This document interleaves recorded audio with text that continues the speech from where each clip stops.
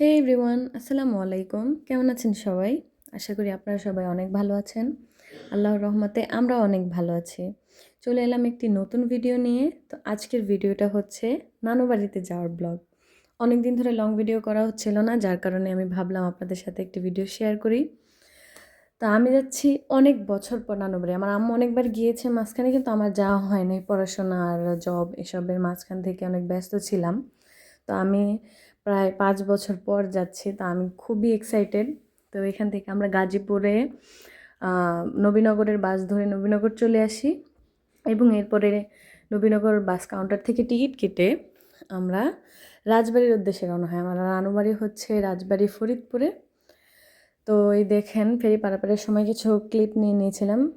সুন্দর লাগছিল কারণ আবহাওয়াটা এখন ঠান্ডা ঠান্ডা, যার কারণে অনেক ভালো লাগছিল।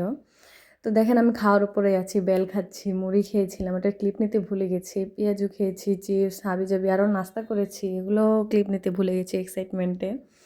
তো দেখতে দেখতে আমরা চলে এসেছি। আমরা 9টার দিকে গাড়িতে উঠেছিলাম। আমরা প্রায় 12:30টার মধ্যেই পৌঁছে গেছি। রাস্তায় কোনো জ্যাম ছিল না, পুরোটা বাস ফাঁকা ছিল। তো আমরা এই যে ব্যাগ ট্যাগ নিয়ে এখন আমার নানা আমাদের রিসিভ করতে আসবে, এই জন্য অপেক্ষা করছিলাম। তো এখান থেকে কিছু ক্লিপ নিলাম। ওই দেখেন আমার নানা চলে আসছে প্রায়। হ্যাঁ, এখন আমরা হচ্ছে রোড ক্রস করে একটি অটো নিয়েছি, বাড়ির উদ্দেশ্যে রওনা হলাম। তো এখান থেকে 15 মিনিট মতন আনুমানিক লেগেছিল। তো আমরা চলে এসেছি প্রায়। আমি আশেপাশের যা দোকানপাটগুলো ক্লিপ নিচ্ছিলাম, তো আমার কাছে মনে হলো এখানে সিরামিক্সের দোকানগুলো অনেক ভালো এবং খুব অনলাইনের আপডেট যে জিনিসগুলো দেখা যাচ্ছিলো ওগুলো মানে খুব সুন্দর লাগছিল। আমার কাছে মনে হয়েছে যে এটা এদিকের জন্য এটা বেস্ট। আর অনেক রেস্টুরেন্ট দেখলাম, মিষ্টির দোকান দেখলাম। তো এই কিছুক্ষণের মধ্যে দেখতে দেখতে আমরা এখানে চলে আসি। তো চলে আসার পর দেখলাম আমার নানু অনেক ছাগল টাগল পালে। তো দেখলাম। তো আসার পরে ফ্রেশ ট্রেশ হয়ে আমাদের খাওয়ার ব্যবস্থা করে, যেহেতু দুপুর টাইমে চলে এসেছি আমরা।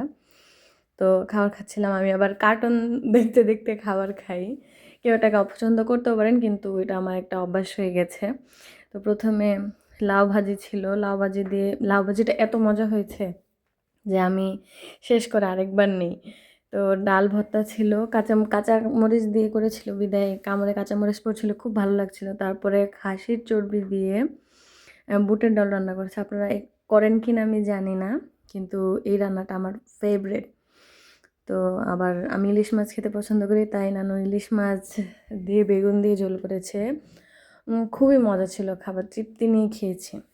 আর মাটির চুলা রান্না তো অনেক মজা হয়, আপনারা অবশ্যই জানেন। তো বিকালে এদিকে এত তাড়াহুড়ো করছে যে মনে হয় চলে যাচ্ছি। সকালে নাস্তা দিবে পিঠা, এই জন্য ভিজানো পিঠার আয়োজন করা হয়েছিল। তো এই ছিল আজকের ভিডিও। আমরা ধনেপাতা ভর্তা করেও এটা খেয়েছি, খুবই মজা ছিল। তো আপনারাও শীতের পিঠার আয়োজন করছেন কিনা আমাকে কমেন্ট করে জানাবেন। আর নানু বাড়িতে আপনাদের কার বেড়াতে গিয়ে কেমন লাগে অবশ্যই অবশ্যই জানাবেন। আর নানু বাড়ির রসের হাঁড়িটা কেউ ভুলবেন না। আল্লাহ হাফেজ।